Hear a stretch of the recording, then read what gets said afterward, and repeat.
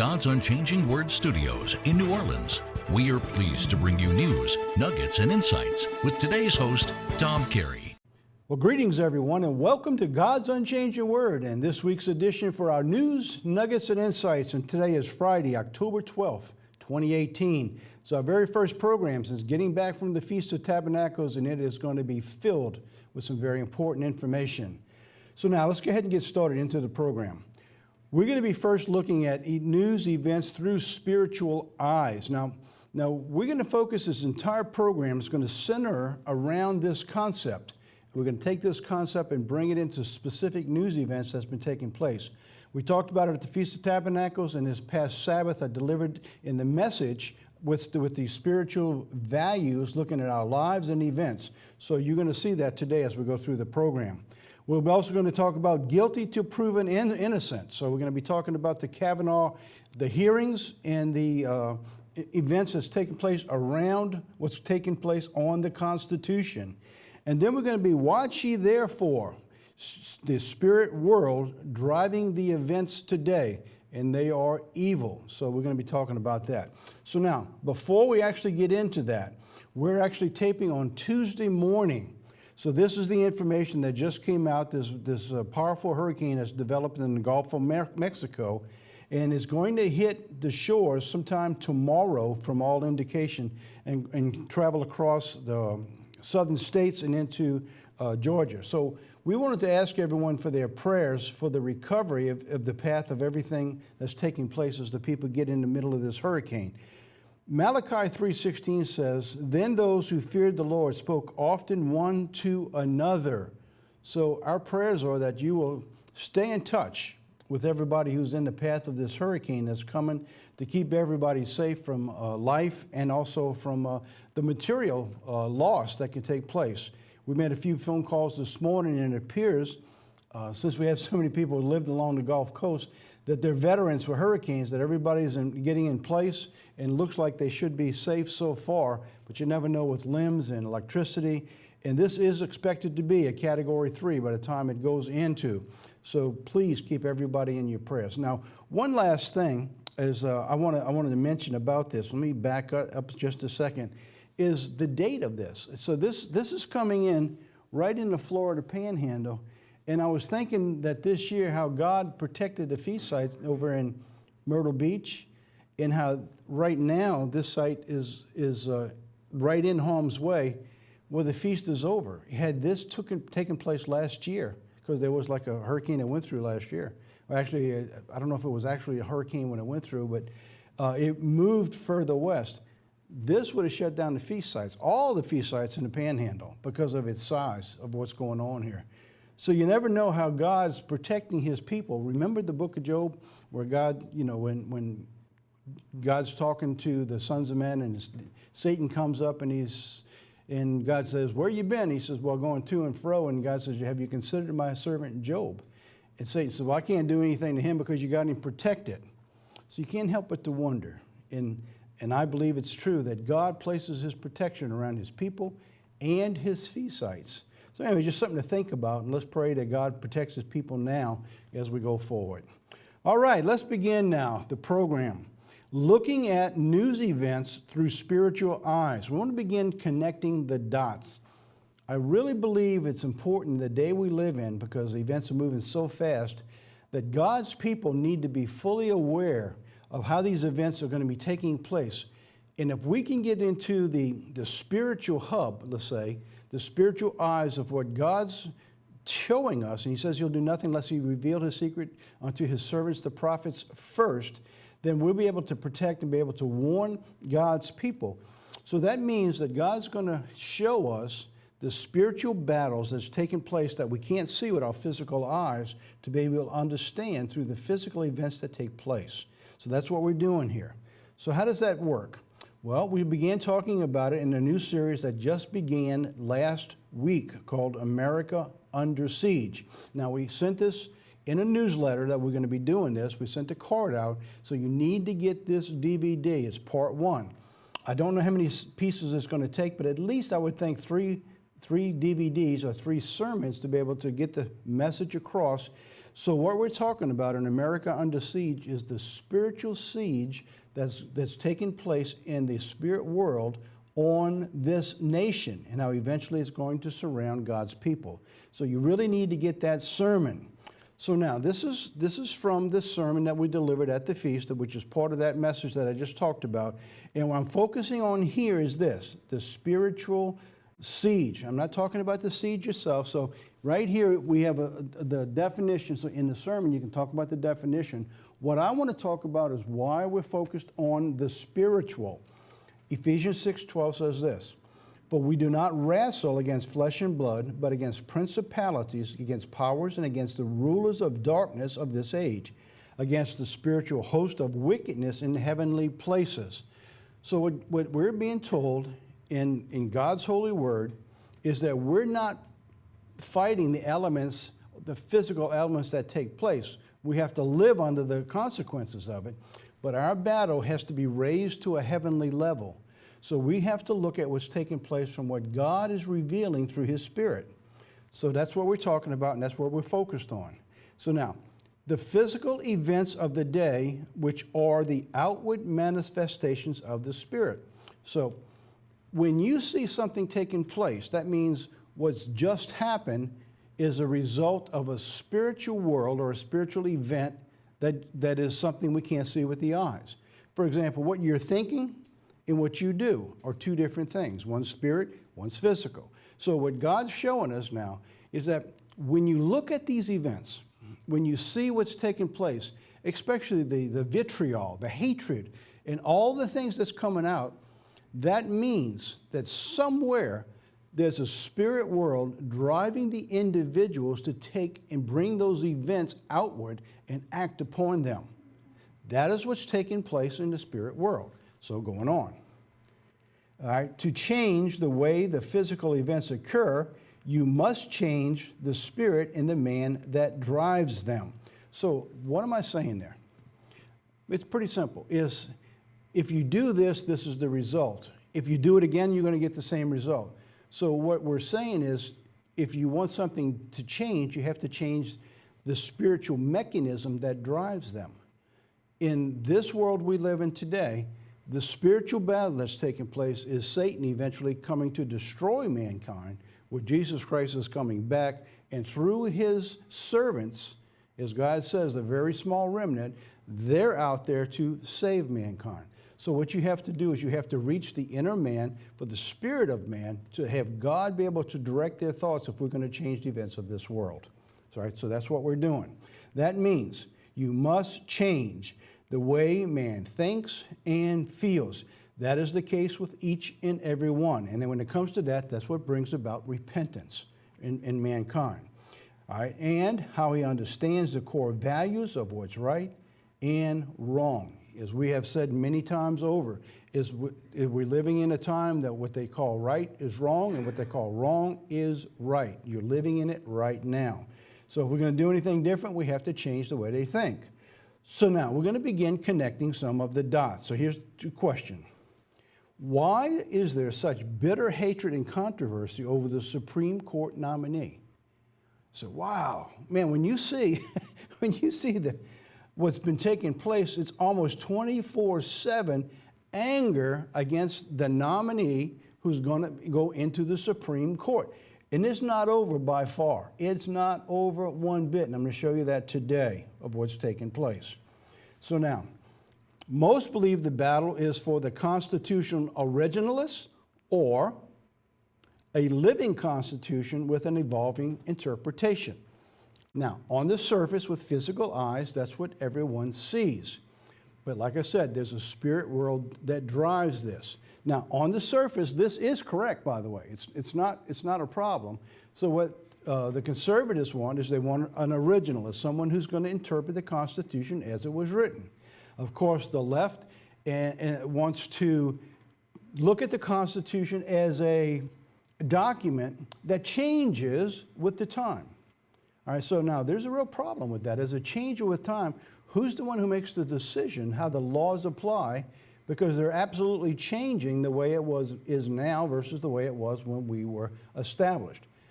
When we were established, it was built upon the biblical principles found in the Old Testament God, Judeo-Christian values of right and wrong. So now, if we move away from that, what are we going to replace it with?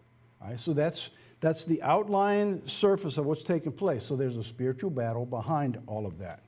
So now remember that the physical manifestation is the physical, remember that this, let me get this right. But remember that is the physical manifestation of the spiritual world. All right, finally got it out there. All right, so all I'm trying to say is that what you're looking at in the battle, there's a spiritual battle that's going on underneath. And the physical is showing us what the battle is about. So now there's two questions. What is the spiritual connection of all of this hatred? And two, how is that part of prophetic fulfillment? All right, most believe that the battle is for the constitutional originalist or a living constitution with an evolving interpretation. Well, now, what does that mean? All right, that means is that the constitutional originalists will interpret the laws according to the way the Constitution was written at its foundation. Whereas a living constitution means that, like the left, all right, they would move into interpreting the Constitution's laws by the times of the season, of the day. And the problem with all of that is that as everything changes, the values of what you put right and wrong in also changes. So then what happens is that you begin to replace the foundation that was built upon the laws of God's holy word, especially in the Old Testament, the Judeo-Christian values, defining what is right and what is wrong. So if we go to the living constitution, we eliminate God's holy word. So that is the foundation or the roots of the evil of the battle that's going on behind the scenes. So what we're looking at is these two things right here, by the way, is correct. That's what the battle is coming down to. But that's not the end of the story. That's only the beginning. So we're going to bring this into the spiritual level. So remember, that's the physical manifestation of the spiritual world. So every time we see something take place, there's a spiritual event that drives it, whether it's in man or Satan himself. There's got to be the spiritual driver. So now let's take a look at two questions. First, what is the spiritual connection for all of this hatred? Right? And second, how is this part of prophetic fulfillment? All right, these are two very important questions. We're driving those in the sermon series I'm delivering, and we're going to take part of that today right here in News, Nuggets, and Insights. So now I'm going to leave those two questions with you. We're going to come back and we're going to answer them in the Nuggets portion of our program today. Now, let's get into our focus point of this, talking about what's going on here. Guilty to proven innocent. Now, this is a reverse. I wrote this on purpose. This is a reverse of what we brought out almost a year ago. And we're going to play the two clips that we did in November of 2017 in just a few minutes, where it was innocent to proven guilty. Now, in America, it seems like you're guilty until proven innocent. And how do you prove innocence? It's almost impossible. So now that talks about the constitutional change. That's part of the reason for the argument. It also talks about the character assassination of those who have to interpret the laws. And three, attacking those who defend the Constitution. So now, that's the area we're working in today.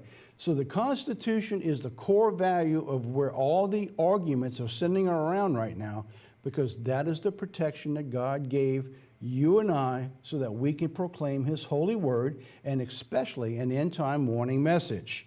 So now, the question we ask now, will it survive?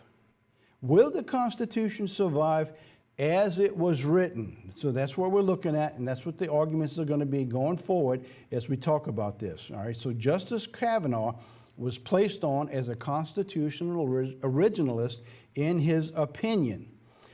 From the moment his name was announced, the battle began. Long before any of the accusations ever developed, from the very moment his name was mentioned, they were ready. They had signs set up. All they needed to do was fill in the blanks. But no matter who this president put in, the argument was going to be running forward.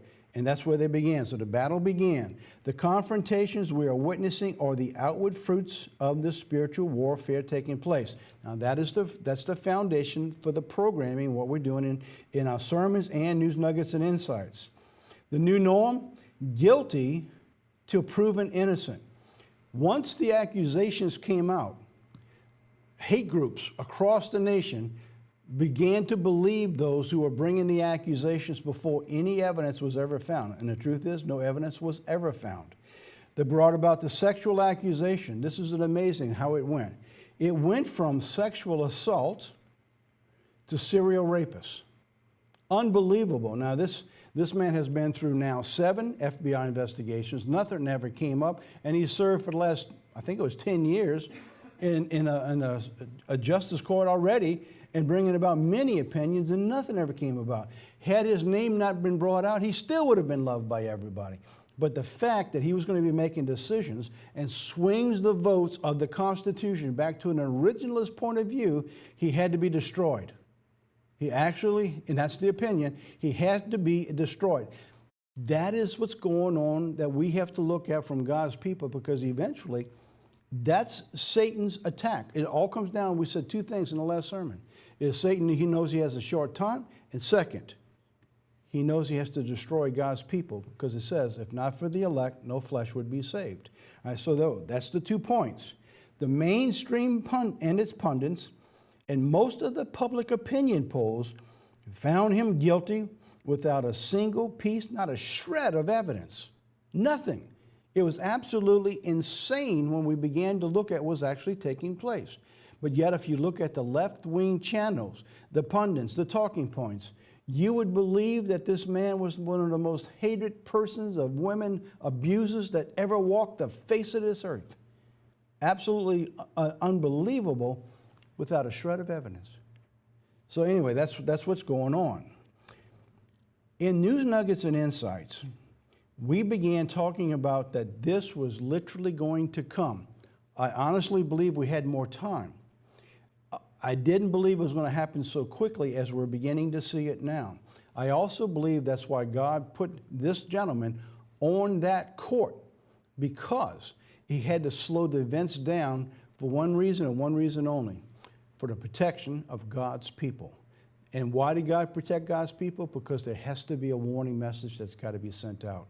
So now, we began talking about that last year on November 24th program 2017. You can go online and you can find it in our archives. It's there for everybody to see.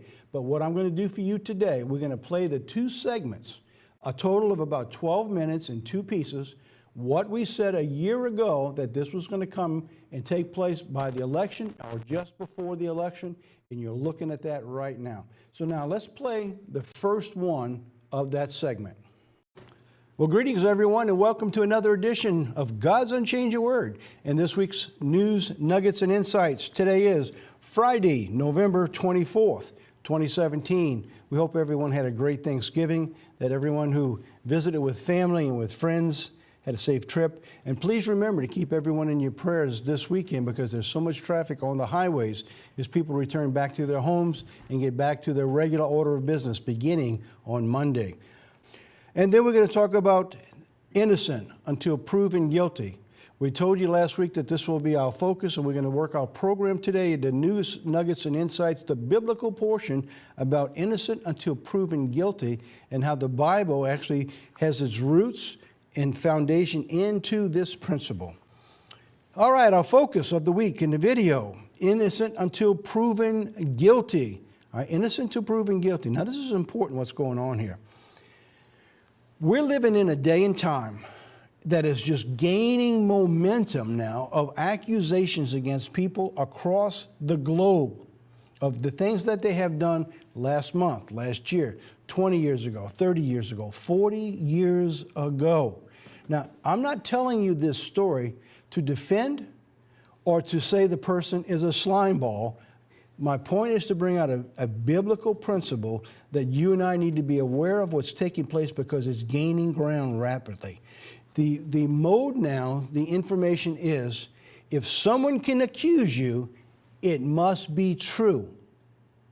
Can you see how far that's going to go? You're going to see it taking place before the elections. And if this is allowed to continue, which it looks like it's going to right now because it's gaining ground on the left, who's willing to throw in their own people now and sacrificing for the momentum of the Spirit. This spirit now, when it comes toward the end, is going to be a spirit of an antichrist that can eventually turn on God's people, just like it did on Christ. So let me tell you and show you how this takes place. The presumption of innocence. This phrase that comes into America in our court system today was actually coined by Sir William Garrow, who lived from 1760 to 1840. He coined the phrase presumed innocent until proven guilty, insisting that defendants, accusers, and their evidence be thoroughly tested in our courts. So in other words, before we just accept that whatever someone's saying against you is true, you have to prove it first, and you have to prove it in court. The basic meaning is this, is the presumption of innocence, and that's what's in the courts today. That is changing because you see the court of opinion now is overpowering the court system of judging whether one's correct or not. The judgment of opinion now is beginning to wreck and destroy many lives. Now, I don't know whether they're true or they're not true, but I'm telling you it's gaining ground at a horrible pace that we all need to be aware of. This serves to emphasize that the prosecution has the obligation to prove each element of the offense beyond a reasonable doubt, and that the accused bears no burden of the proof. In other words, if somebody accuses me, it's not up on me to prove my innocence. It's you have to prove I'm guilty. All right? So how do you prove innocence if you haven't done anything? It's almost impossible. All right? Going on. The Universal Declaration of Human Rights. This was so important that even the UN, the Universal Declaration of Human Rights, Article 11 states that everyone charged with a penal offense has the right to be presumed innocent until proven guilty according to law in a public trial, which he has all the guarantees necessary for his defense. So not only did the United States pick this up as part of our law and system for keeping order and justice in America, so has most of the world. This has biblical ramifications. So when we look into the biblical nuggets, we're going to talk about that, how important it is that we maintain the biblical principle of innocent until proven guilty. All right, so now you see why I played that program, because things have moved very fast, and just as we said it would, because we can understand God's holy word, Jesus Christ said, what they did to me, they're going to do to you. So at the end time, we're going to look at them is they took Christ, they lied about him. When the Jews couldn't stop him, they brought in fake witnesses. Then they brought suborned witnesses. They paid people to come in, just like you're seeing right now. All of that's taking place. The only reason it hasn't affected God's church is that God still has his hedge of protection around his people. And he's done that for a reason. And I'll keep going to go back to this more and more as we go forward with the end time, is that we have to get the word out, that the warning that Jesus Christ is coming back. And Satan's going to continue to tighten that loose. All right, so now let's go back to our programming from a year ago, and let's play part 2 in the biblical nuggets portion, because we don't have to reinvent the wheel. We've already got it out there. So let's play that again, and then I'll be right back. All right, so now let's get back to the biblical nuggets of the principle of innocent until proven guilty. So Deuteronomy 19:15 through 21. I want to read those scriptures because we find the roots of this way back into the Old Testament. In Deuteronomy 19, God says, "One witness shall not rise up against a man for any iniquity." In other words, when you see a press conference today and someone says, this person did this to me, or they did that, God says you can't have that in the nation. He says, one witness shall not rise up against a man for any iniquity or for any sin in any sin that he sins. At the mouth of 2 witnesses or at the mouth of 3 witnesses shall a matter be established. In other words, you just can't get up and accuse someone and say that this is what's happened. You have to have other witnesses be able to verify what it is you're saying. Verse 16, If a false witness rise up against any man to testify against him, that which is wrong, then both men between whom the controversy is shall stand before the Lord, and the priests and the judges, in which shall be in those days. And the judges shall make a diligent inquisition. In other words, just like today in the United States, in that resolution 11 by the UN, around the world, you have to go to court. You have to stand before a judge and against the magistrates to prove your case that this person actually did it. So they shall make diligent inquisition, and behold, if the witness be a false witness and has testified falsely against his brother, you shall do unto him as he has done to you and to his brother, and so you shall put evil away from among you. Try to imagine this principle. If the news media today would be held responsible for what they report. In other words, if they talked about ruining someone's reputation or bringing about the character assassination that's taken place, if it was shown that what they reported was a lie, then whatever they were trying to do, they would face those same consequences. I guarantee you there wouldn't be fake news in this country if they lived according to the very basic of the principle of what God laid out in Deuteronomy 19. Going on. And those who shall remain and hear will fear and shall come forth and commit no more such evil among you. In other words, if the people today were held accountable, and especially the news media, who seems to shape the opinion of America today and almost moves the crowd into bringing them into a crowd of rebellion to strike out and to hurt, then they would be the ones who would be hurt. You would see that stop almost immediately. And so now let's go to another chapter. This is in Deuteronomy, 2 chapters earlier, Deuteronomy 17, verse 6. Let's pull it up on the screen so you can have that, so you can go back and you can reference this. This is the reinforcement of what we just read in 19. At the mouth of 2 witnesses or 3 witnesses shall he that is worthy of death be put to death, and at the mouth of 1 witness he shall not be put to death. At the beginning, in other words, one person can't bring someone and put them in jail or put them to death. All right? Won't happen according to Scripture. In the New Testament, you have the exact same principle coming forward. Here's 1 Timothy 5, verse 19 and 20. This is talking about an elder. Against an elder receive not an accusation, but before 2 or 3 witnesses. Them that sin rebuke before all, that others may fear. That is taking the same physical principle that was laid out in Deuteronomy, brought into the New Testament, and God also brings it out here with Paul to Timothy, to the church. This is to protect those who are in the church, especially the ministry, so that someone who's in the congregation or someone coming in from the outside who might be jealous of position or think they should have a right to do what the minister is doing, so they can't come in and undercut him at the knees and try to destroy that congregation and scatter the sheep. It's the very same principle of the Old Testament. That principle has brought into law by the United States, was adopted by the UN, and it should be followed today. What's so alarming today is that this is all being thrown out the window, and that people are coming forward, whether it's true or not. If they say it, it must be true, and we've got to get rid of the person that they're talking about. That's going to go a long way toward the end to hurt you and I. Look in Exodus 20, verse 16. Thou shalt not bear false witness against thy neighbor. These accusations, they're detrimental to many, many people.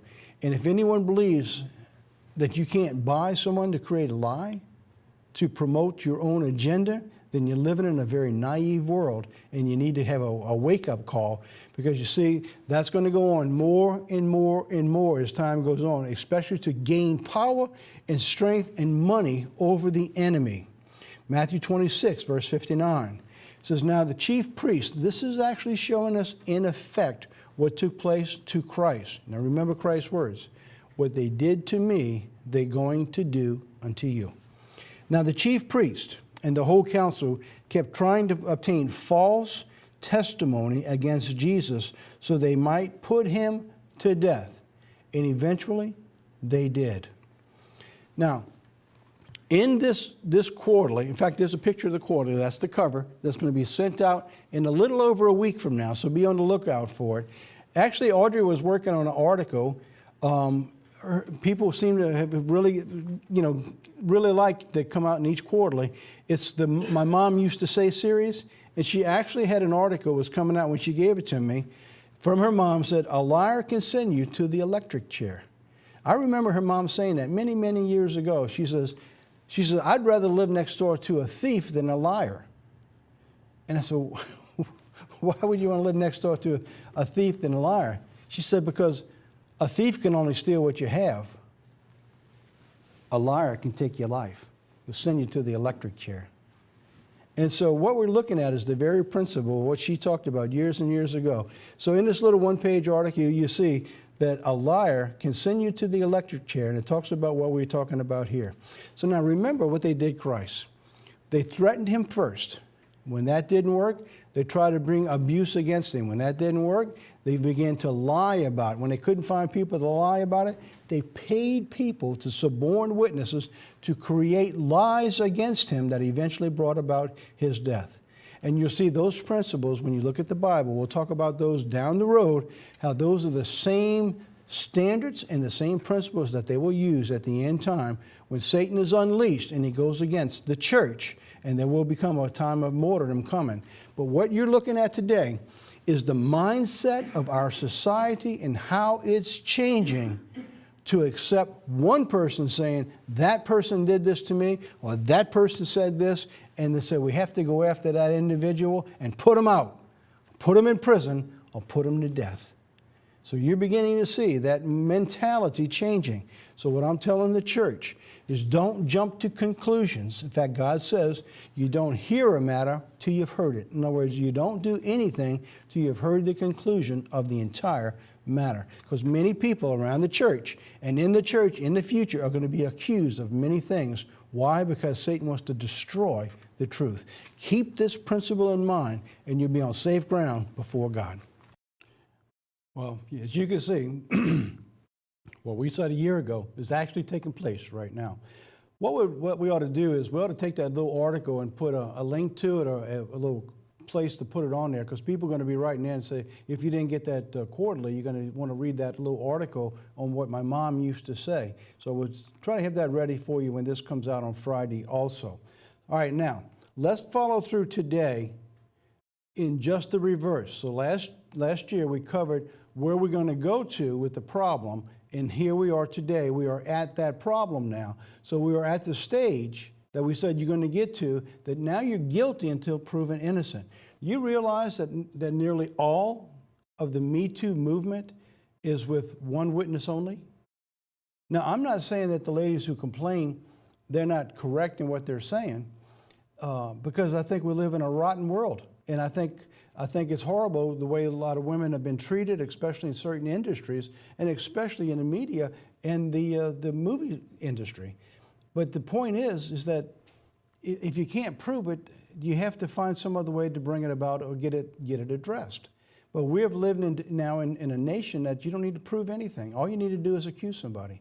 And so that's where we are today. So now the main argument now, let's now take the Judge Kavanaugh, all the arguments and all the problems, let's take them now to where the issue comes from. Remember, we got to get away from the physical, let's get into the spiritual. Where is the main arguments? And nearly every argument's going to, he's a woman abuser, but that's not the biggest argument. The biggest argument on the street is abortion. That's the biggest argument. Now look what just came out. It says, we're just glad we ruined Kavanaugh's life. This came out from a pro-abortion left that responds to the Supreme Court defeat. There's no defeat. They put a person on the court. So we're looking at something that said this is a defeat, but it only is defeated because they wanted someone who's going to be less than a conservative value at the originist. They want somebody who's going to look at things the way they are today. And that's what they're looking at. Now look what they said. This is through Planned Parenthood. These are the things you need to be aware of what's coming that the world doesn't want you to know. Planned Parenthood Federation of America's Executive Vice President Dawn Ligwins advised supporters to unleash your rage. That's in a tweet. Unleash your rage by making yourself heard every day, and especially on Election Day. Now, let's take a stop for a second. All of this always goes back to the election. It's always talking about the power. We saw last year when there was the youth. Remember the youth rised up against guns? Within less than 24 hours, there was a campaign out by the left, by the liberals, talking about taking guns away, and it moved across the nation. We talked about the herd mentality. You're seeing it again here, and it's going to escalate continually on every single issue. It goes on to say this. The group's former CEO, Cecil Richards, retweeted the quote, urging women to stay angry because you will need all your anger now. So we're not doing anything supposedly out of love or concern of the right for our nation. It's anger. We're not getting our way, and we're going to destroy anybody who stops us. That's what it says here. We're glad we ruined his life. Unbelievable. No proof, not a shred of evidence, but they're glad they did it. So now what does Ezekiel 20 say? I quoted that scripture just now. Ezekiel 20 verses 23 through 26. God says, I raised my hand in an oath to those in the wilderness that I would scatter them among the Gentiles and disperse them throughout the countries, because they had not executed my judgments, but had despised my statutes, profaned my Sabbaths, and their eyes were fixed on their fathers' idols. Therefore I also gave them up to statutes that were not good, and judgments by which they could not live, and I pronounced them unclean because of their ritual gifts, in that they caused their firstborn to pass through the fire. All right, so now let's stop right there. Abortion. It's almost identical to ancient Israel, is that I never seen a nation so bent to destroy their own young. And this is all decided from a mother. In other words, if an outsider attacks a woman and the baby in the womb dies, you get charged for murder. But the woman can decide, I don't want this life that's inside of me, and it is a life, a living soul, created. I don't want it anymore, and I'm going to destroy it. And she can actually take that life and abort it, kill it, and destroy it. And now we have where they can just sell the baby parts to others. And you can't tell me that ancient Israel, that this is worse than ancient Israel by millions and millions of babies that's being taken place all over the place. So the argument is not who he is, but that he might just change the opportunity for a woman to kill their own baby. That's the spiritual thing that's coming through this. That isn't even the root of what's going on, but that's the spirit behind the physical of what we're looking at. Oh, by the way, let me read this to you. Since I was in Ezekiel, all right, let me read this to you. Same chapter in 20, I'm going to read verse 33. And I'm going to be bringing this out in the sermon this coming week, but I'm going to share that with you right now. It says in verse 33 in Ezekiel 20, as I live, says the Lord, surely with a mighty hand, with an outstretched arm, and with fury poured out, I will rule over you, God says. In other words, the day is coming that God's going to be fed up with just has enough. Revelation says that when it gets to that stage, God says when he can hold back his anger no more, he's going to unleash his anger upon mankind, and he's going to give them exactly what they want. And God says, I'm coming back and I will rule over you whether you like it or not. That's what's coming. And that's why it's so important for you and I to be able to hold fast, and God will give us the protection we need to get that warning message out toward the end time. So now, the attacks, let's get into the program again. The attacks on Justice Kavanaugh continue even after his appointment on the bench. Cory Booker puts Kavanaugh's impeachment on the table if the Democrats take back Congress. All right, so now we couldn't stop him. So now let's rally the anger, as we just read. Let's get the support out. If we can take back the House, we will impeach him. What did he do wrong? How do you impeach somebody who hasn't even sat on one time on a bench yet? Well, he must have lied somewhere. You say, oh, he lied in his testimony. Nonsense. What's going on here? New Jersey Senator Cory Booker said on Sunday the possibility of impeaching Supreme Court Justice Brett Kavanaugh shouldn't be off the table if Democrats take one of the houses of the Congress in the next month's election. So they have no intentions of stopping. Why? Because it's all being driven through the evil evil world, the spirit that's taking place, that's driving all of this. Now, it's amazing how fast they turn on their own. I got a little picture. It's actually a sand tiger shark that does this. They eat their own. So I thought that was a neat little picture. I don't know if that's a tiger sand shark or not. But anyway, it's a tiger sand shark that they will eat their own, by the way, in case you didn't know. So now, I want to bring this out to you because this is amazing. Is Susan Collins? Remember Susan Collins? She was the one who actually gave the last speech before they actually voted, and it was an excellent speech. Now, up until that moment, nearly everybody thought that she was going to vote against him because of her stance. This is her, and this is from in 2017. The picture's actually from I think 2015, but this was the headline from September 17, 2017. Democrat and Republican senators moved to stop Trump's transgender military ban. So in the past, she has taken the time to let them know that she wasn't voting for Donald Trump. She doesn't like Donald Trump, basically, and she wasn't going to vote for his policies. And so that's the thing that she was in the middle of. So everybody thought she would probably vote against Justice Kavanaugh. And so everybody was in that court on the left, the liberal side, thinking that this was going to be beginning to take place. Susan Collins, a Republican, and Senator Kirsten Gillibrand, a Democrat, this is 2017, introduced a bipartisan amendment to protect transgender members from President Trump's plan to ban them from the military. So the point was that showing that what she did, she doesn't always stand behind the Republican Party. So even though she's a Republican, which is my point. So then she votes to support Justice Kavanaugh and put him on. So now we bring to eating your own. Now look what the people on the left who had always been behind her. Look at the headline that came in from the Women's March group, Senator Susan Collins, rape apologist. The man hasn't been proven guilty of anything, and yet they've called him, put him on a cover, and called him a rapist, and she's apologizing and supporting it. Well, now she's got death threats. She's got to have security. She says she probably will lose her election stance where she's in her own state. So that's where we're at. Now, what people don't realize is she was actually a woman's advocate, and she worked with and introduced 28 women's rights and women's abuse laws. 28. So over the years, she's been more swinging to the left side of a biblical point than a right. But because she stopped one time, she actually proved out the facts. She couldn't support them. She took a stance. Now she's accused and getting death threats. That's got to tell something for God's people, because where we're moving into is moving into events just like this that we all need to be aware of. Okay, all right, now let's take a break. I got a video because yesterday was Columbus Day, so we're a little bit behind, but Columbus has been under assault also. In fact, they've taken down his statues in some of the places. So we want to play this little Columbus Day video from the History Channel telling us where it came from and what it's about, and we'll be right back.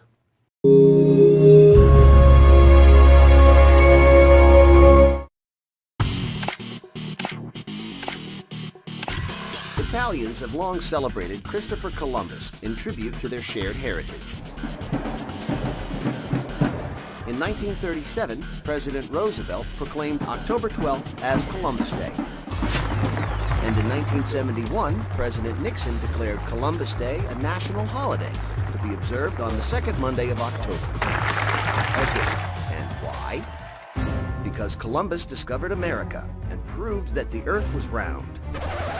Except that's not quite how it happened, which isn't to say we don't have plenty to thank him for. Let's take a look at Christopher Columbus, the man behind the myth, behind the holiday.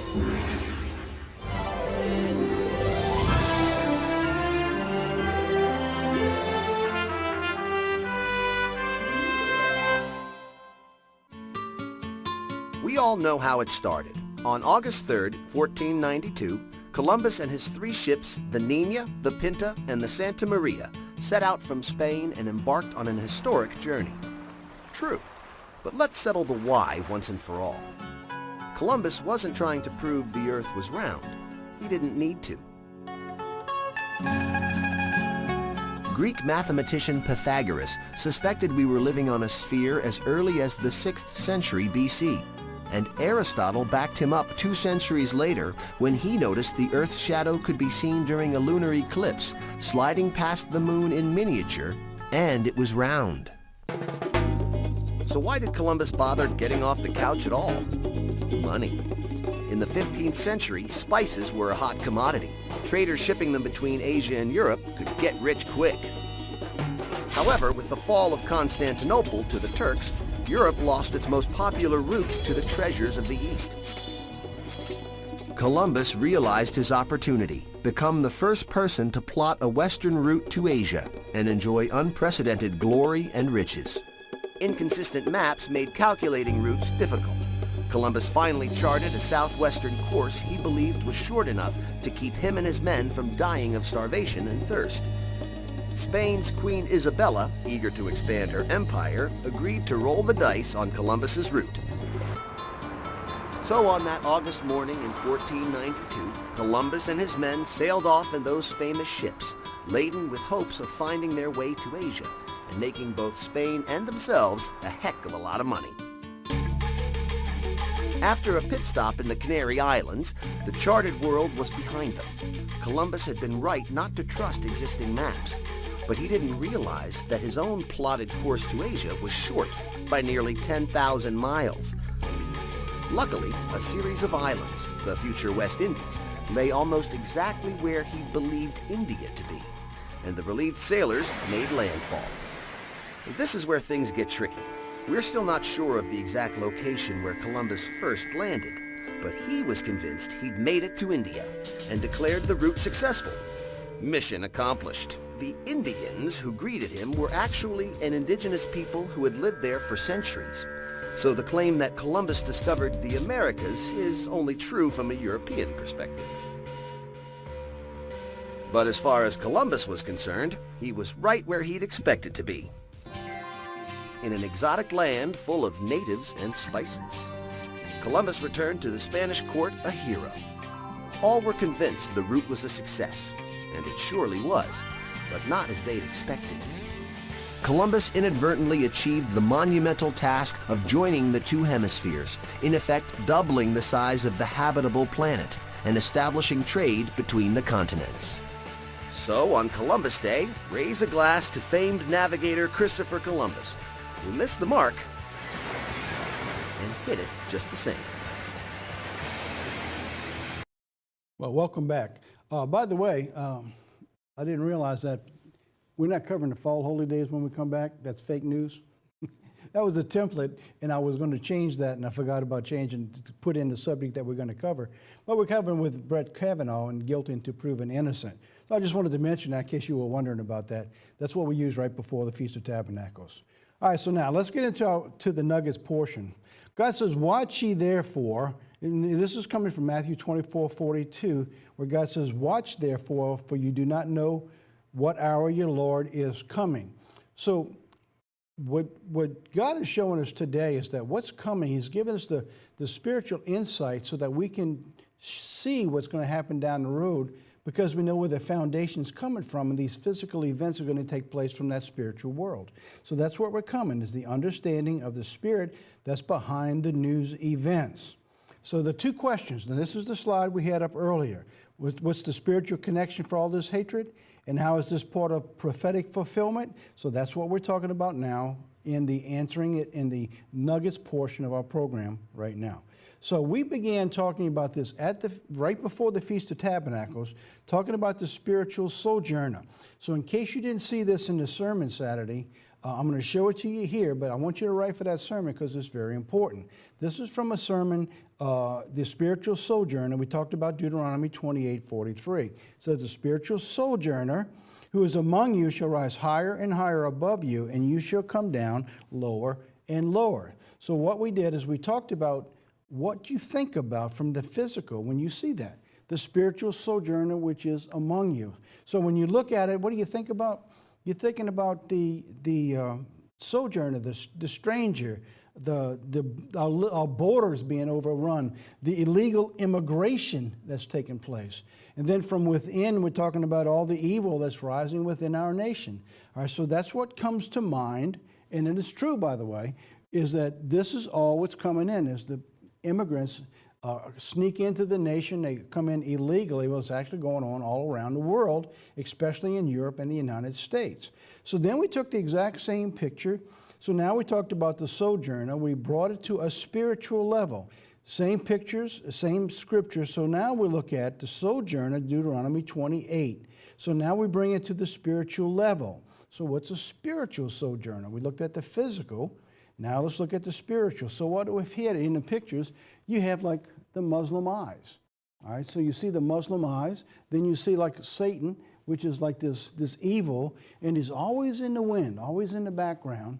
And then you see at the very end time, rising up, you see the Catholic Church, which is the revival of the Holy Roman Empire, which will rise up again. And these are the evil spirits that are crawling into our nation. And they're getting higher and higher above us.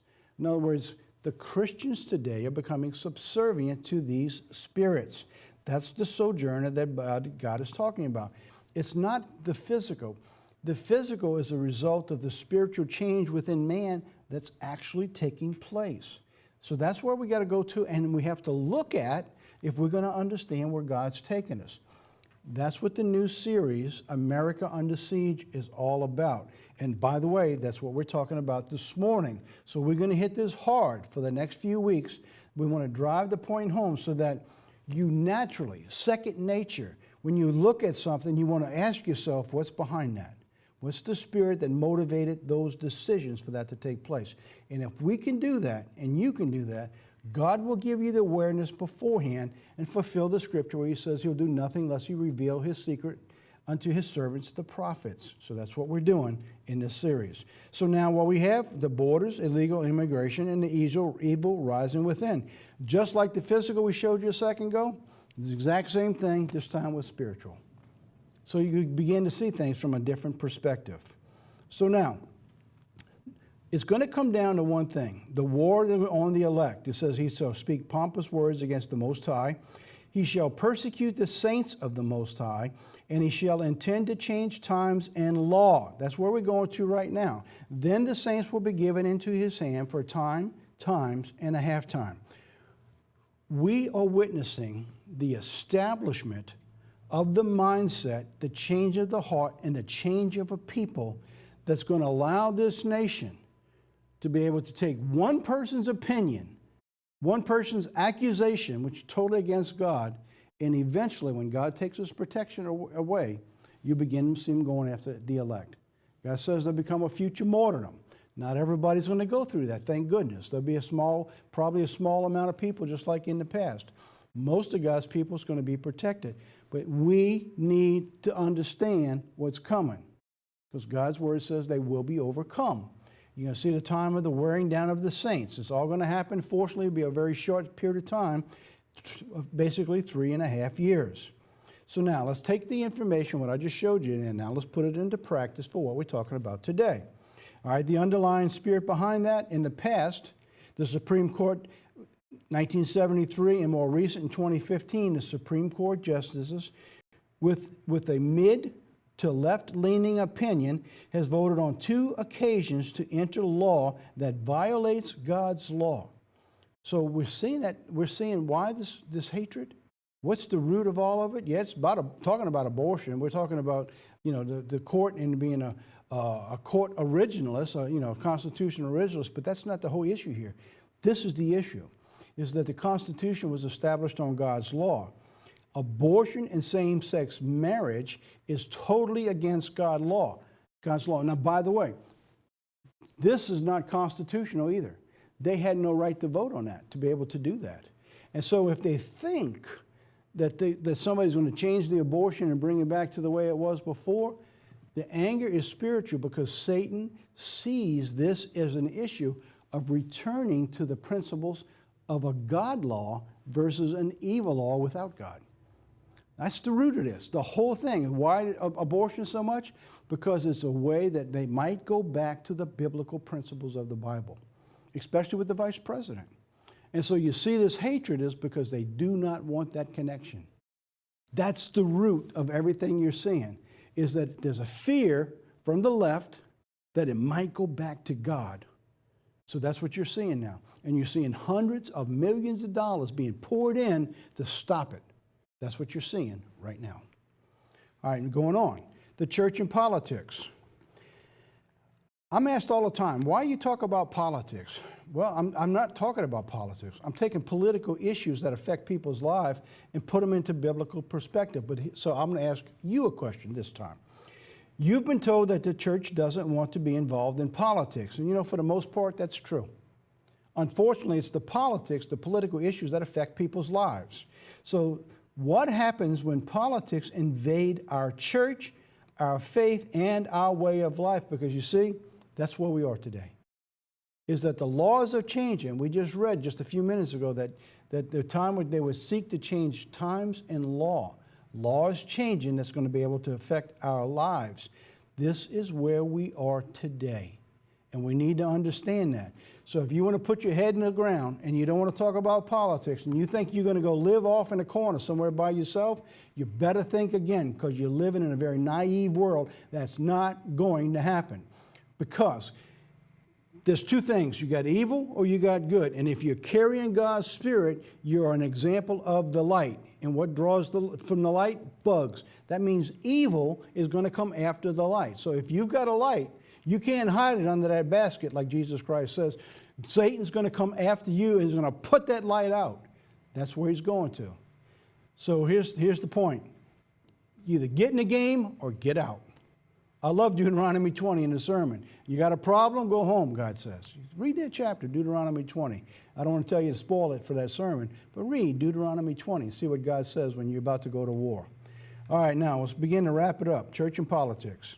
At the time of Christ, when the political and religious leaders failed to take Christ, they turned him over to the government. Remember that?